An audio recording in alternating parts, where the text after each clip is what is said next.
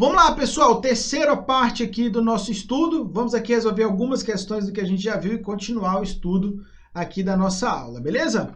Vamos lá, então, primeira questão aí, auditor fiscal de Petrolina, quanto aos diferentes aspectos da contabilidade aplicada ao setor público, orçamentário, patrimonial e fiscal, marque com V ou F. Aspecto orçamentário compreende registro e evidenciação do orçamento, tanto em relação à sua aprovação quanto à sua execução. Verdadeiro. Questão mole, hein? 2. Aspecto patrimonial. Compreende o registro e evidenciação da composição patrimonial. Verdadeiro. 3. Aspecto fiscal.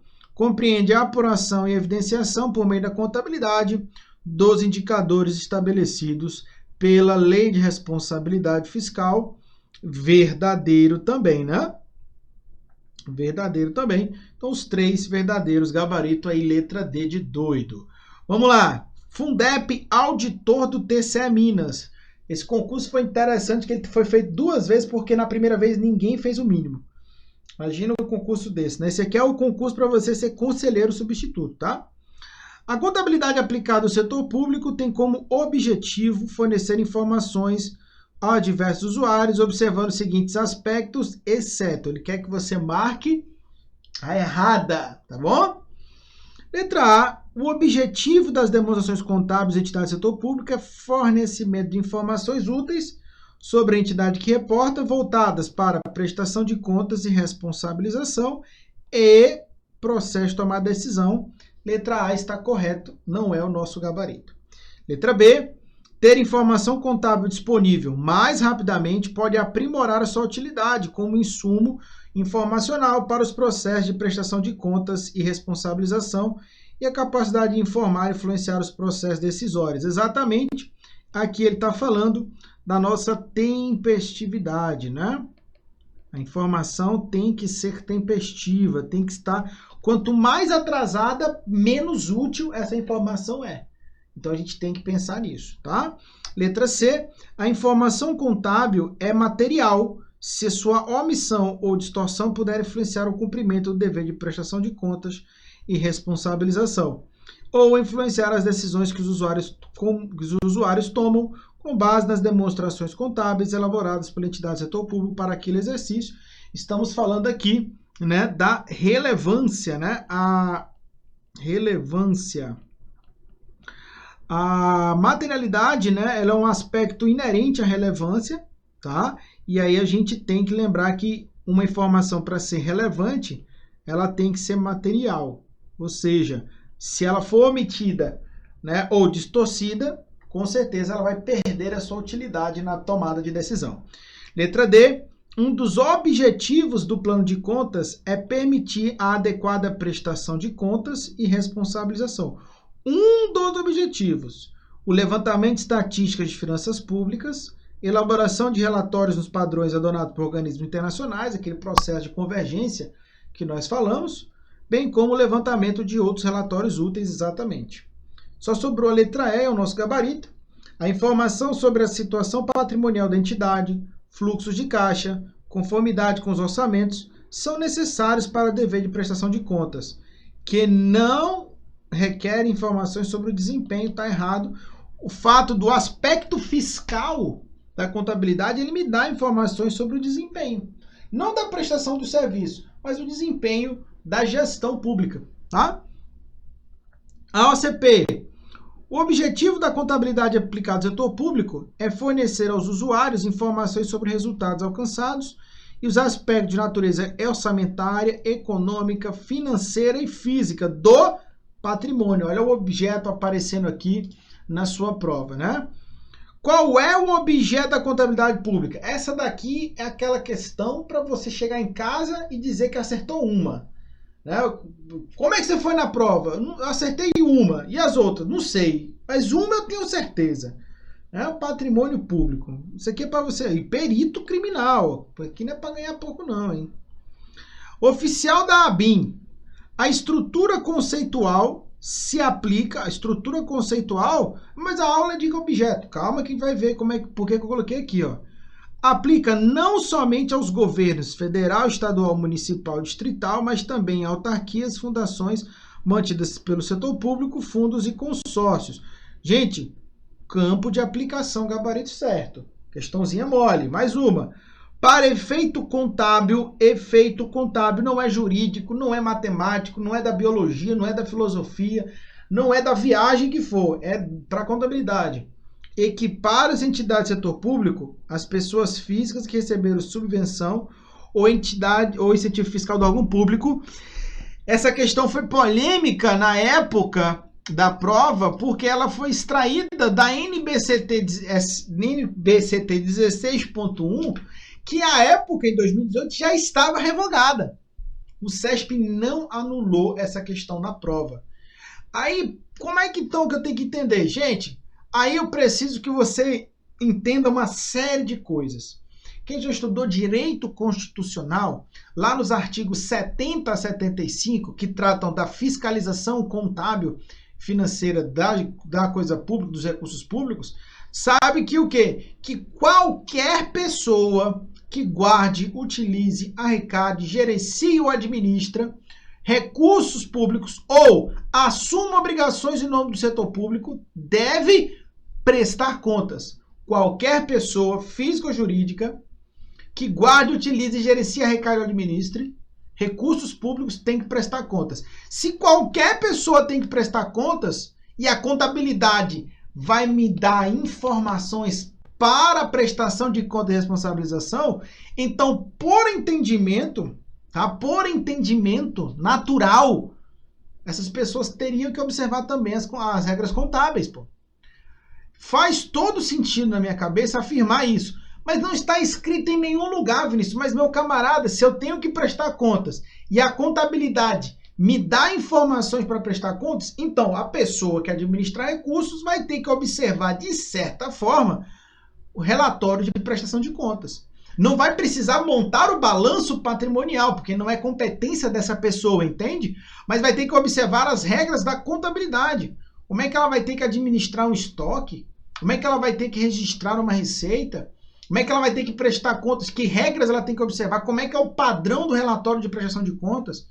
Então, mesmo essa questão tendo sido extraída ipsis literis de uma norma revogada, ela não deixa de estar correta pela obrigatoriedade que a Constituição dá de todo mundo que utilizar, guardar, utilizar, gerenciar, administrar recurso público, tem que prestar contas.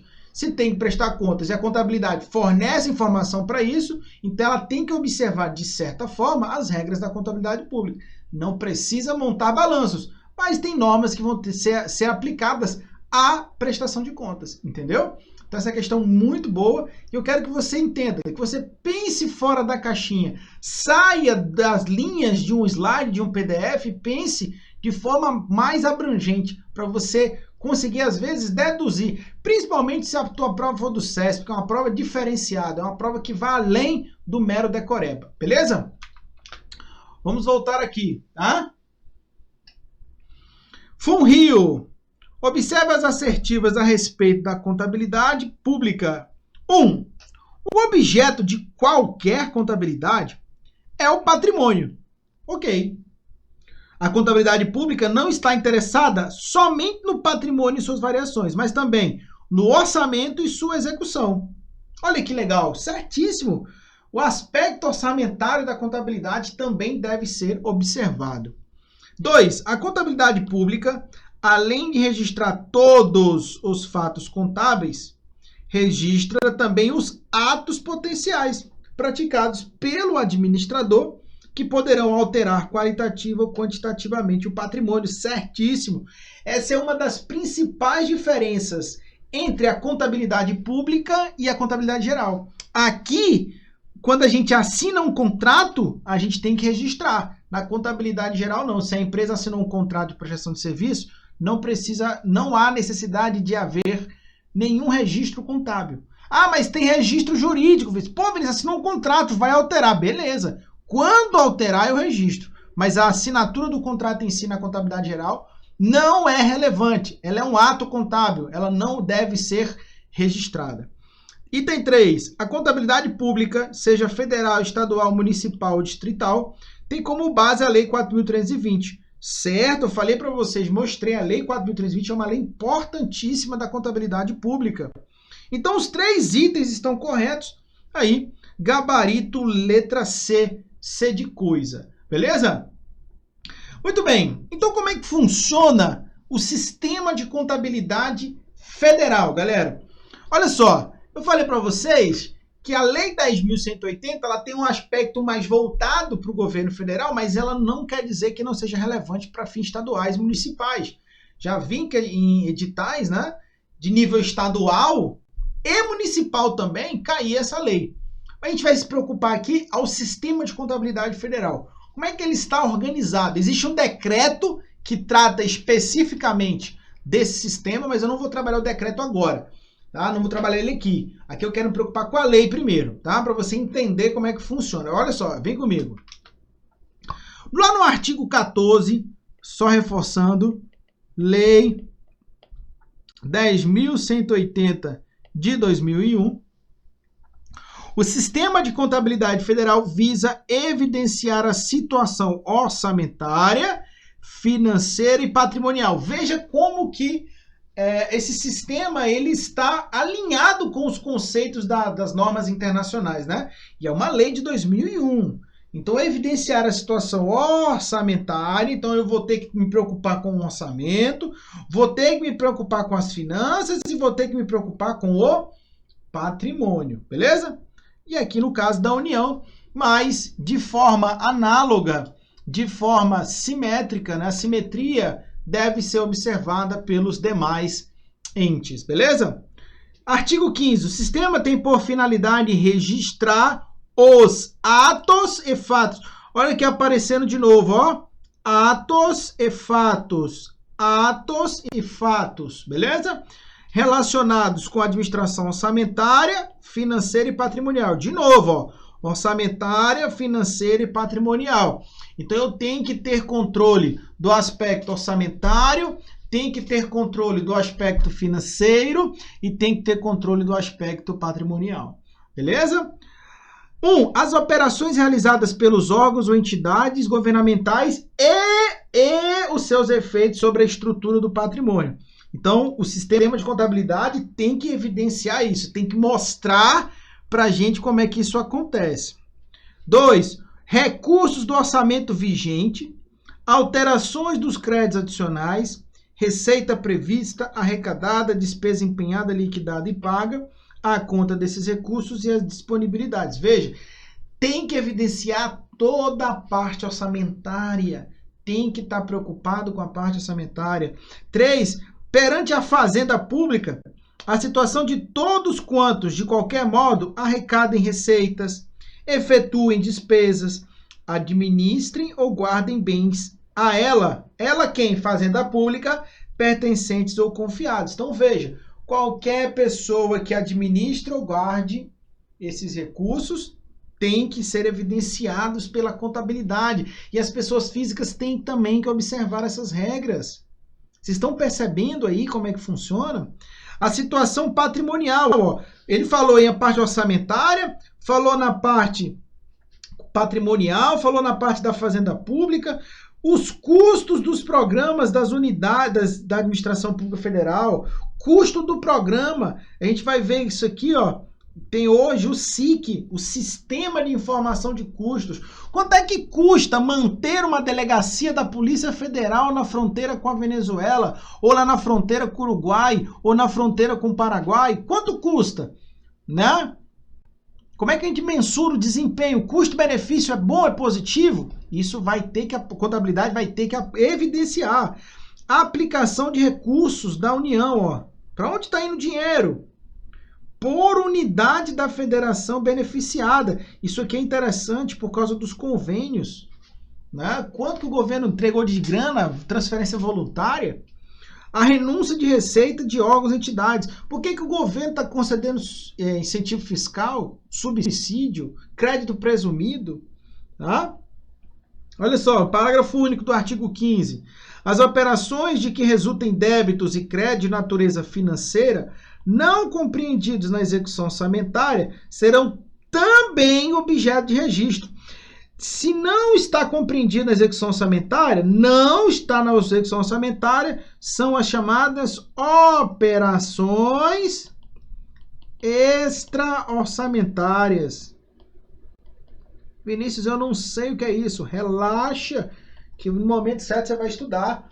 O governo, quando ele recebe a doação, você passou no concurso, você ficou bonzinho, você vai lá e vai doar para o hospital um respirador, né? Para atender lá o pessoal do Covid, né? Você viu lá que o respirador custa ali, sei lá, acho que 30 mil reais. Você fala, eu tenho uma grana, agora eu sou servidor, sou rico, eu vou comprar um respirador e vou doar. Veja, está entrando um patrimônio, um bem, dentro do órgão público do hospital. Então, ó, quando a lei fala aqui, volta para cá, ó, as operações que resultem débitos e créditos de natureza, aí que ele fala especificamente de natureza financeira, mas a gente pega aqui na patrimonial. Eu sei, uma doação, né? Uma caução. Você quer participar de uma licitação, depositou uma caução, vai ter que constar lá, ó. Artigo 16, ó. O Sistema de Contabilidade Federal compreende as atividades de registro, tratamento e controle das operações relativas à administração orçamentária, financeira e patrimonial. De novo, ó, tem que ter registro e tratamento e controle dessas operações, com vista à elaboração das demonstrações contábeis. Quem é que faz parte do Sistema Contábil Federal? Secretaria do Tesouro. Veja, o que a Secretaria do Tesouro Nacional ela é? Ela é o órgão central. Guarde isso. Na Contabilidade Pública Federal, a STN é o órgão central. Beleza? Inclusive a STN que publica o MCASP. E os órgãos setoriais? Quem são órgãos setoriais? Ministérios, AGU, Casa Civil e Vice-Presidência. Tá? Esses são os chamados integrantes do Sistema de Contabilidade Federal. Veja, não existe órgão setorial nos demais poderes pela Lei 10.180. Os órgãos setoriais são as unidades de gestão interna do Ministério e Advocacia Geral da União. Aqui, ó, ele excluiu a vice-presidência, mas a vice-presidência é órgão setorial para o Sistema de Planejamento e Orçamento, tá? Para o Sistema de Planejamento e Orçamento, a vice-presidência ela é um órgão setorial, tá? O órgão de controle interno da Casa Civil exercerá também órgão setorial de todos os integrantes da presidência e da vice, aqui, ó, além de outros determinados em legislação específica. Parágrafo 3º, os órgãos setoriais ficam sujeitos à orientação normativa e supervisão técnica do órgão central, quem é o órgão central? A STN, sem prejuízo da subordinação ao órgão de estrutura administrativa estiver integrada. Então tem que observar a STN que vai publicar, por exemplo, o MCASP. A STN vai publicar o Plano de Contas Aplicado ao Setor Público, PCASP. Tá? Beleza. Nós falamos aqui até agora sobre, né, que a contabilidade tem que fazer isso e aquilo, tá? E eu não vou ler esse artigo 18, então depois você lê, tá?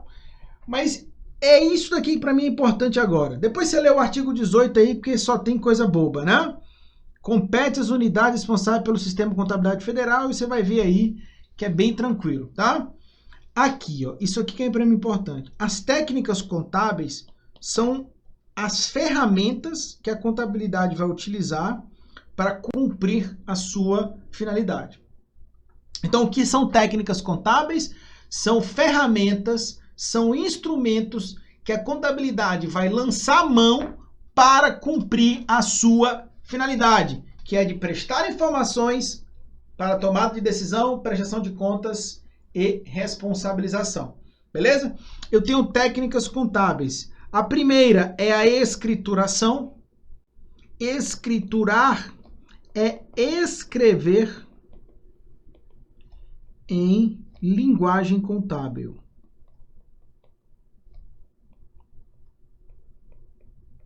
Então, o que é escriturar? É escrever, só que numa linguagem contábil. Demonstrações contábeis são relatórios contábeis de propósito geral. Eu faço a análise para extrair informações. Então, a análise vai extrair informações. E a auditoria, o que é auditoria? Auditar é verificar registros e relatórios. Verificar se eles foram elaborados conforme as normas da contabilidade. Então, o que eu estou falando para você aqui? Ó? Cara, aqui a gente precisa parar, respirar para entender. A contabilidade ela vai escrever. Imagine que é o seguinte, dentro da entidade do setor público, tá? Dentro da entidade do setor público, estão ocorrendo diversas coisas. Deixa eu colocar aqui no material para você. Olha só. Você vai lembrar do seguinte, né? Você viu comigo que a contabilidade aplicada no setor público, ela vai se preocupar com atos e fatos. Beleza? Os fatos são eventos, acontecimentos que alteram o patrimônio. Os atos são eventos potenciais. Podem alterar no futuro ou não. A contabilidade pública vai registrar os dois. A contabilidade geral, apenas os fatos. Beleza? Então, a todo momento está acontecendo um fato, um evento que vai alterar o patrimônio.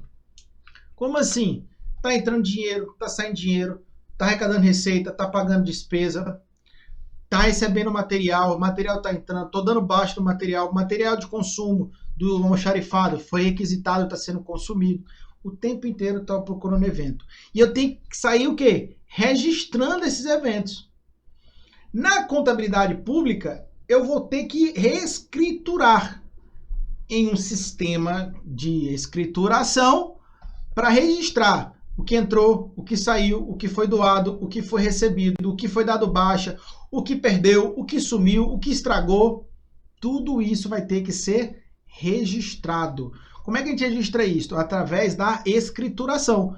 Escriturar é escrever. Então, ó, o setor público está pagando o salário do seu salário. Você tomou posse, trabalhou seu mês, vai ganhar seu salário.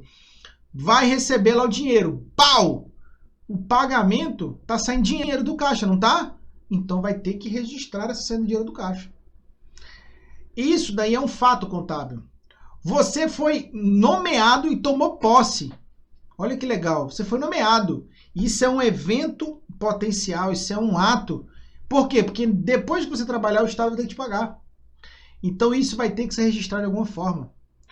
Você ganhou imposto de renda, declarou, vai ter que recolher o imposto de renda. Está devendo imposto de renda para o governo. Vai ter que registrar essa dívida aí. O governo tem um direito, o governo ele vai ter que receber. Já era, cara. Você tem que pagar, eu tenho que pagar. Não existe se você não pagar. Se você não pagar, para dívida ativa. Então vai ter que registrar esse evento, porque agora eu tenho o direito de receber inscrito em dívida ativa. E aí eu preciso entender, dentro da escrituração, tá? Deixa eu voltar aqui para o slide, ó. Dentro da escrituração, aqui, ó, eu preciso entender em que momento, quando ocorre a escrituração.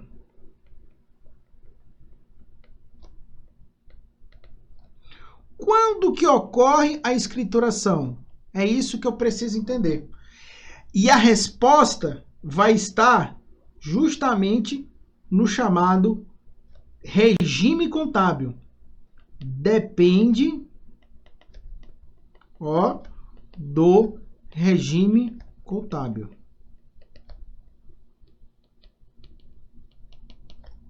Pronto. Aquela resposta que todo aluno do direito penal conhece. E aí, fulano matou? É crime? Não é? Depende. Depende de uma série de fatores. Mas vamos lá. Olha só. Depende do regime contábil. O que eu vou ter que analisar? Atualmente, existem dois regimes. Existe o regime de caixa e existe o regime de competência. Beleza? O que é cada regime contábil? No regime de caixa, o evento é reconhecido no momento, olha só, no momento do recebimento ou pagamento. No momento do recebimento ou do pagamento. Isso aqui eu estou falando de dinheiro, por isso que é regime de caixa. No regime de competência, o evento é reconhecido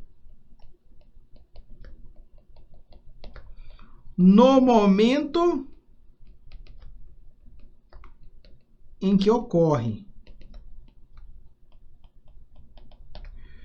Independentemente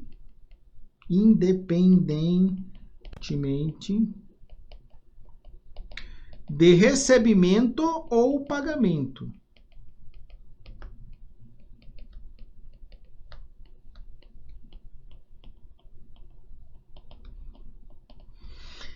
Isso daqui tem que ficar muito claro. E aqui surge um conceito que a gente tem que entender. O conceito de exercício financeiro. Tá? Exercício financeiro. O que acontece, pessoal? Quando a gente fala em regime de competência, eu tenho que reconhecer as coisas no momento que elas acontecem. Se eu vou pagar agora, se eu vou pagar depois, não interessa. E o regime de competência, ele é adotado pela contabilidade. Em regra, é regime de competência.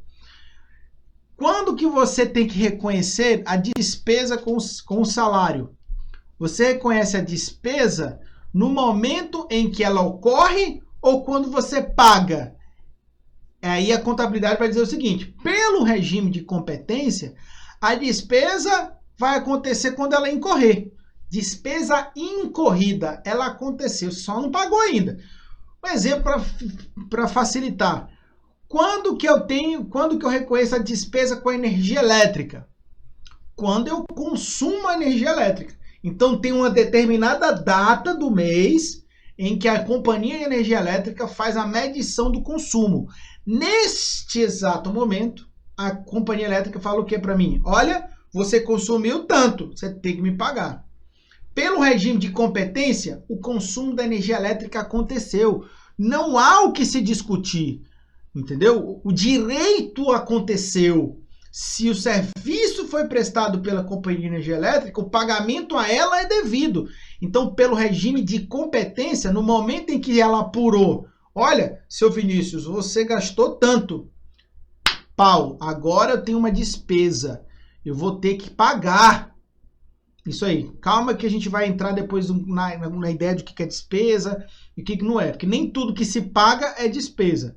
Tá? Às vezes eu pago uma obrigação decorrente de uma despesa, mas não necessariamente. Tá? Por exemplo, quando eu comprei essa caneta, eu não tive despesa. Né? Mas quando eu paguei juros de um financiamento, eu tive uma despesa com o financiamento. Uma despesa financeira. Mas eu quero, antes de chegar nesse ponto, eu quero que você entenda o seguinte. Nesse exemplo da energia elétrica, quando foi feita a medição, não tem o que se questionar mais. O evento aconteceu. O fato gerador daquela obrigação surgiu. Eu vou ter que pagar. Então, pelo regime de competência, eu vou reconhecer no momento em que a fatura é gerada. Mesmo que o pagamento seja no mês que vem. Se eu reconhecesse pelo regime de caixa, eu só ia reconhecer essa despesa com energia elétrica quando efetivamente eu pagasse. Por que eu tenho que reconhecer as coisas pelo regime de competência? Porque é a partir daí que não se discute mais. A lógica do direito aconteceu. Um tem uma obrigação, o outro tem um direito. Vamos raciocinar com um tributo. Você tem, quando que ocorre o fato gerador do IPVA? O fato gerador do IPVA acontece todo dia 1º de janeiro. O Estado vai lá e vê, quem é que tem veículo? O Vinícius tem. Então o Vinícius tem que pagar o IPVA. Ocorreu o fato gerador. A partir daquele momento, não se discute mais, salvo ilegalidade, tá? Salvo ilegalidade, ele vai ter que pagar. Ele pode até discutir, não, eu vendi para outro, o valor não é esse, não sei o quê, mas em regra, ocorreu o fato gerador, vai ter que ocorrer o pagamento. Então isso é o regime de competência. O fato gerador ocorreu, você tem carro, no dia 1º de janeiro você tem um veículo em sua propriedade, então você tem que pagar o IPVA. Mas você vai pagar só em outubro, pelo final da placa, etc. Não importa. Se você tem um carro e você tem que pagar o imposto, você já tem que reconhecer essa obrigação a pagar. Você já vai ter que reconhecer essa despesa com o tributo. O setor público é a mesma coisa. Ele vai ter que reconhecer o aumento do fato gerador. No caso do Estado, ele vai ter que reconhecer um direito. Porque se ele apurou, mediante procedimento administrativo, que o Vinícius tem que pagar para ele um determinado valor de IPVA, então o Vinícius vai ter que pagar, o Estado vai dizer o quê? Direito de receber do Vinícius X reais de IPVA. Por competência. Já por caixa, só reconheço no momento do pagamento. Na hora que o Vinícius pagar, aí que o Estado vai reconhecer a receita. Então tem que entender essa lógica de caixa e competência. E a competência, na contabilidade geral, geralmente ela era apurada mês a mês. Então todo mês você apura o que aconteceu no mês, levanta as obrigações e paga. O setor público também é feito assim. Mas dentro da contabilidade, tudo é contabilizado para apuração de resultados dentro do exercício financeiro. Atualmente ele vai de 1º de janeiro a 31 de dezembro. Então, janeiro apura, fevereiro apura, março, abril, dezembro apurou. Fechou dezembro? Tudo que foi apurado no ano, fecham os relatórios e publicam os balanços. É assim que funciona. Pelo regime de competência. Existe uma situação específica com relação ao aspecto orçamentário, que a gente vai estudar em momento oportuno, que o regime ele vai ser misto. Você vai ter com caixa para receita e a competência para despesa. Nós vamos entender isso no momento oportuno. Mas é preciso que você entenda que o regime de caixa e competência são regimes contábeis que vão influenciar o momento em que vai ocorrer a escrituração. No momento em que vai ocorrer o registro dos eventos. Lembre-se disso. Beleza?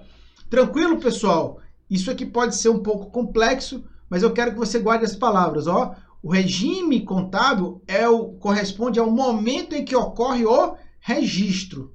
Isso é regime. Vai depender se é pelo caixa, no momento do recebimento ou pagamento, ou no momento que acontece. E na escrituração eu dependo. Escriturar, escrever na linguagem contábil, depende do regime que se adota.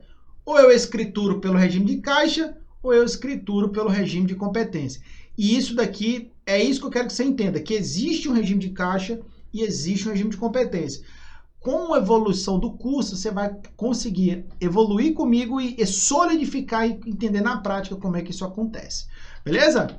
Muito bem, pessoal. Eu vou ficando por aqui, tá? Espero que você tenha entendido essa aula, entendido como a contabilidade ela está estruturada, como é que são os regimes contábeis, onde as normas se posicionam, por que eu tenho leis, eu tenho normas de contabilidade, e quando a gente chegar nesse ponto, né, no estudo mais prático do negócio, isso aí vai ficar cada vez mais claro na sua cabeça. Mas é importante que você entenda esses conceitos desde já, para você não se perder lá no estudo lá mais para frente. Quem já estudou contabilidade entende o que eu estou falando. Quem não estudou vai passar por uns momentos que vai dar uns nós na cabeça, mas relaxa que eu vou tentar explicar da melhor forma possível para te ajudar. Beleza? Eu vou ficando por aqui. Agradeço sua presença aqui nessa aula. Na próxima aula a gente continua e vamos iniciar o estudo dos procedimentos contábeis orçamentários. Você viu que a contabilidade tem um aspecto orçamentário e tem um aspecto patrimonial, não é verdade? Então a gente vai começar a estudar a lógica orçamentária, estudar o que é o orçamento, como é que ele é feito, como é que ele é pensado e como é que a contabilidade tem que controlar todos esses eventos ligados, né, ao orçamento, beleza? Vou ficando por aqui, abraço, sucesso, até a próxima aula.